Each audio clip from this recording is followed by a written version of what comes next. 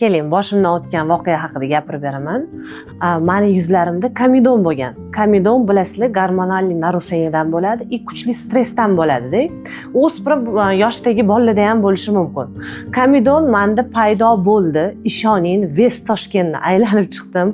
Hech kim komedonni ketkazib bera olmadi. Men уже stressga tushdim, internetlardan qidirdim. Eng yaxshi vrach, kosmetolog, dermatolog deb qidirib olman deb. Qarasam, Iroda opa o'zi tanishimlar, lekin baribir yaxshisini qidirib olman-da. Shu bilan qarasam, Iroda opa chiqib keldilar-da. Keldim, lekin kelganimda ham yana yuragimda qo'rquvda, hozir yuzimni qilib bera olarmikanlar yoki boshqaga o'xshab dabdala qilarlarmi, deb ikkilanib keldim. Mayli, yaxshi bo'ladi deb kirib-olman-da.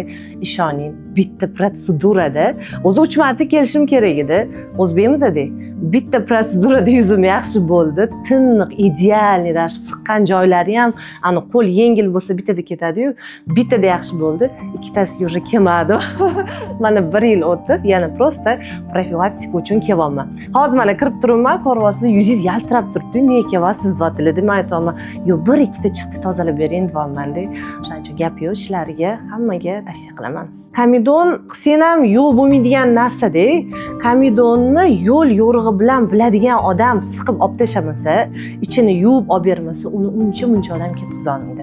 Endi Iroda opa shuni mendan ketkizib berdilar. Prям bitta yuzim tarafda 150 tacha bor edi-da. Bu kuchli stress narsa deb bilaman.